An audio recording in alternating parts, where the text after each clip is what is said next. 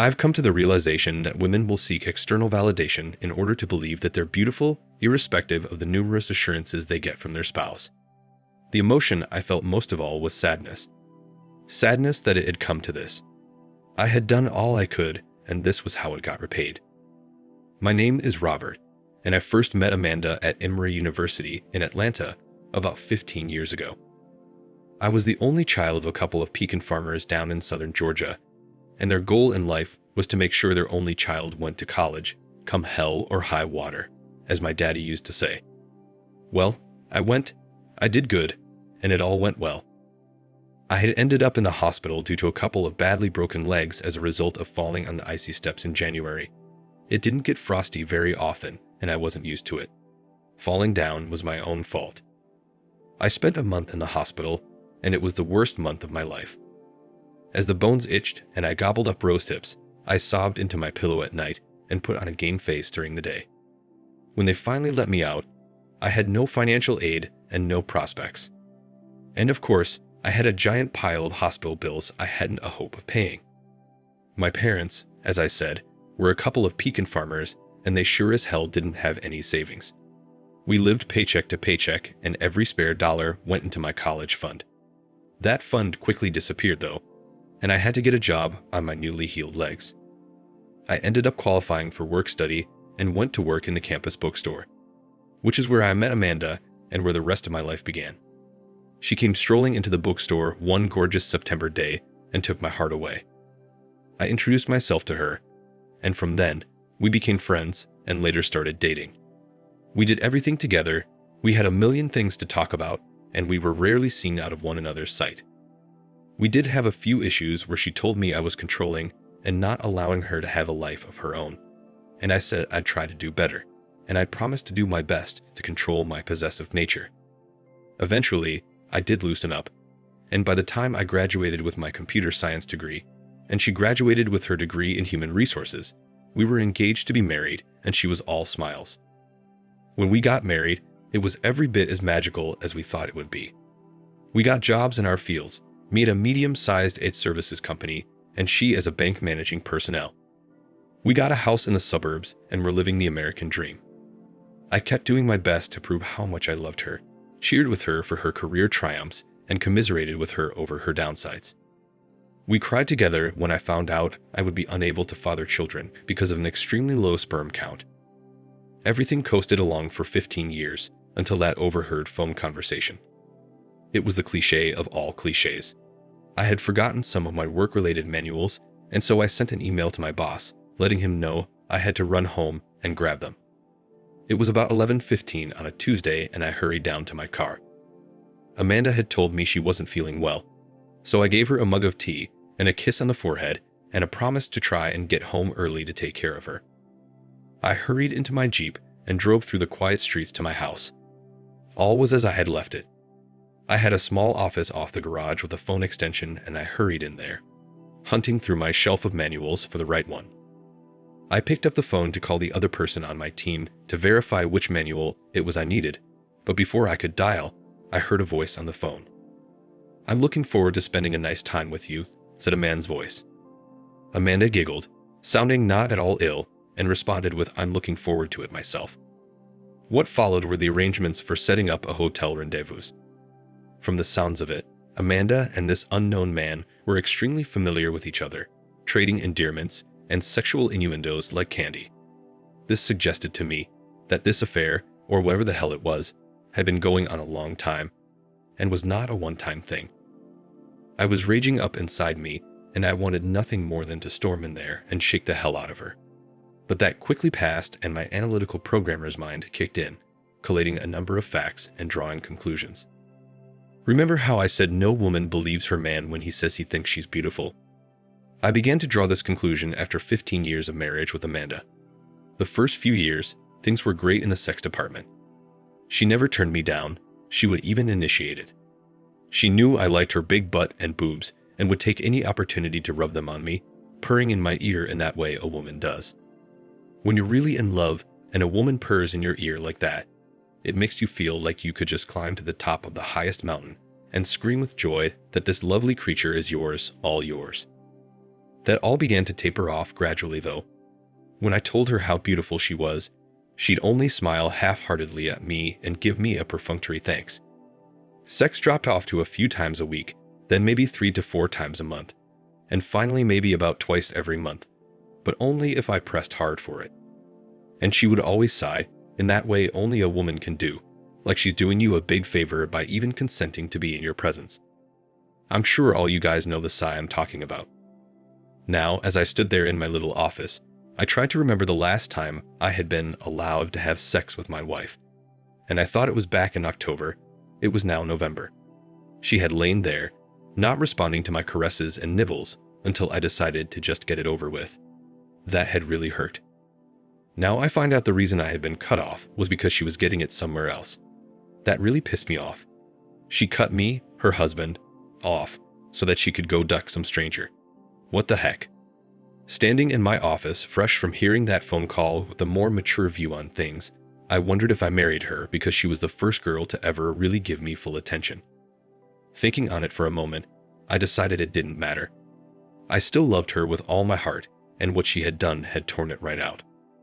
Right then, I decided to find out everything I could about her affair or affairs, and then I'd confront her. Then I divorced her cheating ass. She obviously didn't want me anymore and was just using me for a meal ticket, or some damn thing. I was only the man who tried to prove he loved her, and kept trying for 15 years. Who the heck was this dude come lately? Now, I gotta be honest here. I know that most men really aren't attracted to fat girls, and my wife was definitely fat, at 5'2" and about 210 pounds despite going on numerous diets over the years. So what the hell did this guy see in her? I know that's not a charitable thing to think about your wife, but I had to be realistic. But I decided it really didn't matter.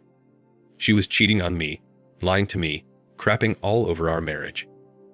While I was thinking about this, I used my phone to call my colleague and verify the manual I needed and got the hell out of there without letting Amanda know I was there. I had some digging to do, and I didn't want to give the game away. She knew me pretty well and might figure something was up by my facial expression. I went back to work and did my job, keeping the plots and plans tucked away in the back of my mind. I would reveal my hand when the time was right. 3 weeks later, I had a wealth of information. I was the one who took care of the computers around our house, and I had keyloggers installed on all our machines. Amanda had either forgotten that, or she didn't give much of a damn if I found out what she was up to. She had changed the passwords on her email accounts and browser, but because of the keyloggers, I was able to get that information pretty easily.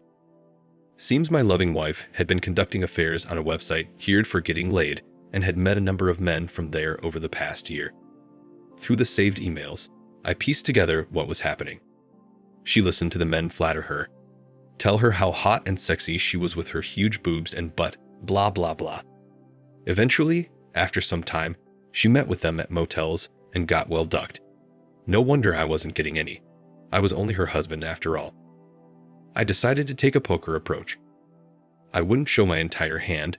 I would only come at her with Tony, her latest assignation, and find out how truthful she would be. I printed out emails and got hotel receipts, and I even got pictures from a PI friend whom I had done computer repairs. I got a discount from him because I had managed to save his entire client list and all his data. I sat in the darkened living room and waited for Amanda to get home. She was at the hotel with Tony, definitely getting ducked, according to the PI. I sat, I drank, and I waited. 2 hours later at 9 p.m., she came in, looking happy and humming a bit. She was startled a little when she saw me sitting in the dark living room, idly rocking and cradling an empty bottle. "Rob, you scared me. What are you doing here? How long have you been ducking him?" I asked gently. She gasped and responded, "I have no idea what the hell you're talking about. Stop this at once." The tone was trying very hard for anger and incredulity, but sounded more worried than anything. I said in a calm and friendly tone, "Come over here and sit down, my dear wife, and do it right now." She came over and sank into the couch across from me. I asked again, "Now, how long have you been ducking Tony?" She was trying again for indignation, but sounding only weak.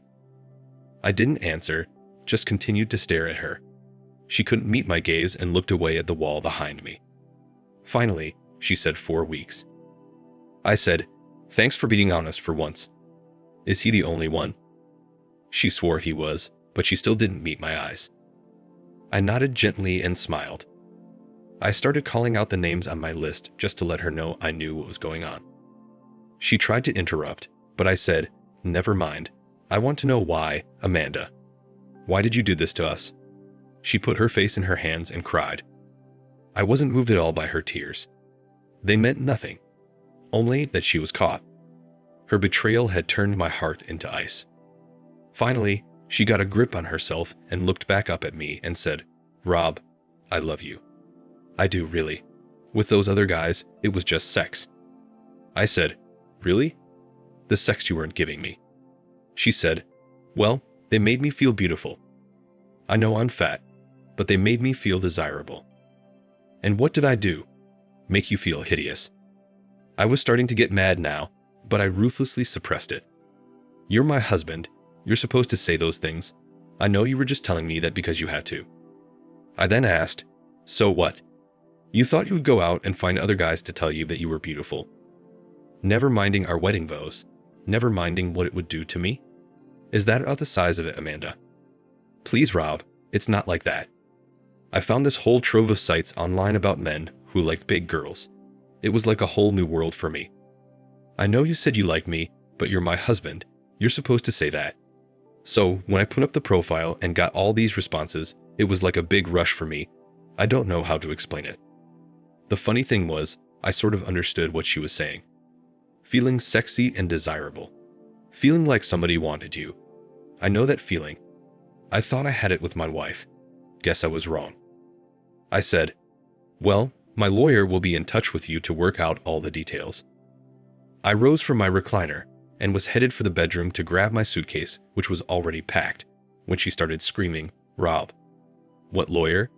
You're not divorcing me, are you?" I said, "You cheated on me, Amanda.